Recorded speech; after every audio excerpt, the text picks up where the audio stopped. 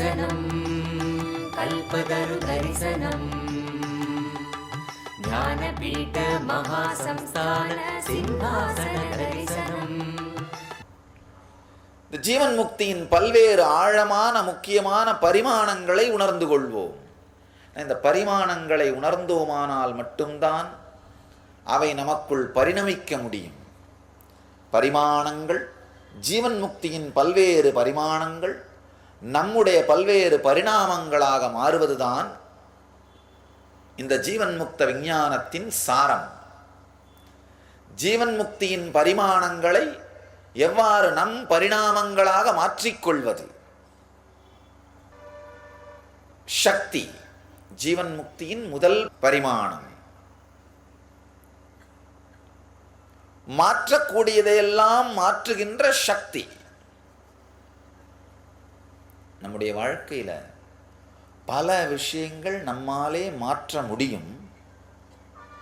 ஆனா சோம்பல்தனம், தெளிவான சிந்தனையின்மை, மந்தத்தன்மை, முடிவெடுக்க வேண்டிய அவசியம் இல்லாத சூழ்நிலை, உற்சாகமில்லாத தன்மை போன்ற காரணங்களாலே மாற்றாமலேயே காலந்தள்ளிக்கொண்டே செல்வது.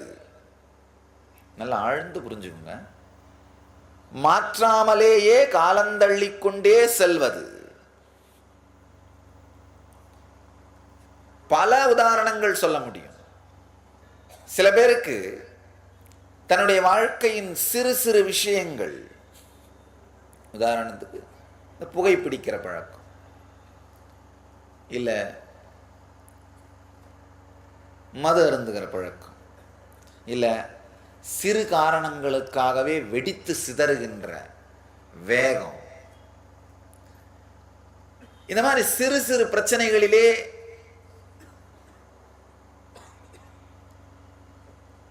வாழ்க்கையே உழற்றி கொண்டிருப்பார்கள். ரொம்ப சின்ன பிரச்சனைகளா இருக்கும்.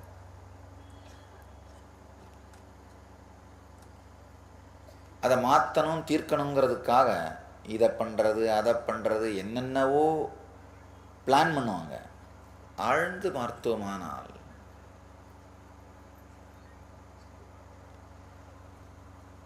எந்த விதமான செயலும் செய்யாமல், எந்த விதமான ஆக்ஷனாகவும் மாறாமல், வெறுமனே மேம்போக்காக இதை பற்றி சிந்தித்துக் கொண்டிருப்பார்கள். காலையில் நியூஸ் பேப்பர் படிக்கிறப்போ எப்படி ஒரு செய்தி மனசுக்குள்ளே வந்து அதோட மறைஞ்சு போயிடுதோ, உங்களுக்குள்ள ரெக்கார்ட் ஆகாமல், அந்த மாதிரி ஒரு மேம்போக்கான செய்தியை போல வாழ்க்கையையும் படிப்பவர்கள் ஆழ்ந்த ஒரு தேடுதலோடு, மாற்ற வேண்டும் என்கின்ற குறிக்கோளோடு தெளிவாக இறங்குவதில்லை. இன்னொரு பெரிய பிரச்சனை, நம்முடைய மக்கள் எதுவுமே செய்யாம சோம்பேறித்தனத்தோட இருக்கிறதே ஆன்மீகங்கிற மாதிரி ஒரு கருத்துக்கு வர துவங்கி விட்டார்கள். ஆழ்ந்து புரிஞ்சுங்க. எதுவுமே செய்ய முடியாது, எல்லாமே கடவுள் கொடுத்தது, கடவுள் நினைச்சாதான் நடக்கும். ரொம்ப தன்னைத்தானே சீரழித்துக் கொள்ளுகின்ற கருத்துக்களை ஆன்மீகம்னு நாம நினைத்து வாழ துவங்கிவிட்டோம். பந்த வைராக்கியம்னு சொல்வார்கள். இந்த ஆன்மீக கருத்துக்களை தன்னைத்தானே அழித்துக் கொள்வதற்கும் பந்தப்படுத்திக் கொள்வதற்கும் உபயோகப்படுத்துவது. ஒருத்தர் வந்து சாமிகிட்ட ஒரு சத் சங்கத்தில் கேட்டார், சாமி என்னால் என்ன சாமி பண்ண முடியும்? கடவுள் நினைச்சாதான் சாமி பண்ண முடியும். உண்மை, கடவுள் நினைச்சாதான் பண்ண முடியும்.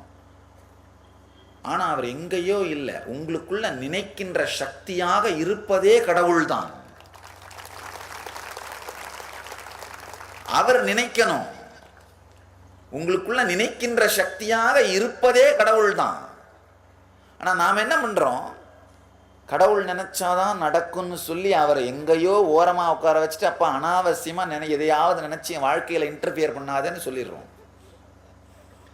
கடவுளை எங்கேயோ இருக்கிறவர்னு நாம முடிவு பண்ணி ஓரமா உட்கார வச்ச உடனே என்ன சொல்றேன்னா, அப்ப நீ பாட்டு நிம்மதியாரு, நான் பாட்டு நிம்மதியா இருக்கேன். நீ என்ன தொடாத, நான் உன்னை தொட மாட்டேன். நாம 2 பேரும் ஒரு அக்ரிமெண்ட்ல வாழ்ந்துடலாம். கடவுள் நினைச்சாதான் நடக்கும், அதுல ஒன்றும் சந்தேகம் இல்லை. ஆனா அதே கடவுள் தான் உங்களுக்குள் நினைப்பாக இருக்கின்றார். அப்ப என்ன பண்ணி ஆகணும்? எதையாவது மாற்ற வேண்டும் என்றால் உங்களுக்குள் இருக்கின்ற கடவுள் நினைத்தாக வேண்டும். கடவுள் நினைச்சாதான் நடக்கும் அப்படின்னு சொல்ற வார்த்தைக்கு அர்த்தம் என்னன்னா, உங்களுக்குள் இருக்கும் கடவுள் நினைக்க வேண்டும். மாற்ற வேண்டியதையெல்லாம் மாற்றக்கூடிய சக்தி. முதல்ல என்ன பண்ணுங்க, உங்களுடைய தினசரி வாழ்க்கையிலே என்னென்னவெல்லாம் மாற்றப்பட வேண்டும் நினைக்கிறீர்கள்னு ஒரு லிஸ்ட் எழுதுங்க. முதல்ல உங்களுடைய உணர்வுக்கு அது தெளிவாகட்டும். மாற்றி முடிக்க வேண்டிய அந்த காலகட்டம், காலக்கெடு விதிங்க. ஒவ்வொரு கருத்துக்கும், ஒவ்வொரு விஷயத்துக்கும் உங்களுக்குள்ள தெளிவான சிந்தனை பிறக்கட்டும். குறிக்கோள் இல்லாதவன் குறிக்கோள் இருக்கிறவனை விட பல மடங்கு தவறுகள் செய்வான்றது விவேகானந்தருடைய கருத்து. குறிக்கோள் இருக்கிறவர்கள் 500 தவறு செய்தால் குறிக்கோள் இல்லாதவர்கள் 5000த்திற்கும் மேற்பட்ட தவறுகள் செய்வார்கள். ரொம்ப அருமையா திருநாவுக்கரசு பெருமான் சொல்றாரு, குறிக்கோள் இல்லாது கெட்டேன்.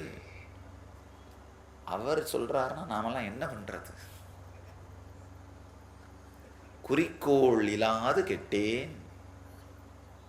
தெளிவான குறிக்கோளை உருவாக்குங்கள். எதையெல்லாம் உங்கள் வாழ்க்கையில் மாற்ற வேண்டும் என்று நினைக்கிறீர்கள், ஒண்ணுமில்ல, இந்த சக்தியை உங்கள் வாழ்க்கையில வெளிப்படுத்தினீங்கன்னா, ஜீவன் முக்தியின் முக்கியமான பரிமாணமாகிய சக்தியை உங்களுக்குள் வெளிப்படுத்தினா, பரிணமித்தால் முதல்ல நடக்கிற விஷயம் என்ன, உங்கள் வாழ்க்கைக்கு நீங்கள் கடவுளாக மாறுவீர்கள். அது முதல்ல நடக்கணும். உலகத்திற்கே கடவுளா மாற முயற்சி பண்ணாதீங்க. முதல்ல உங்கள் வாழ்க்கைக்கு கடவுளாக மாறுங்கள். சக்தியை வெளிப்படுத்துவது உங்கள் வாழ்க்கைக்கு உங்களை கடவுளாக மாற்றும்.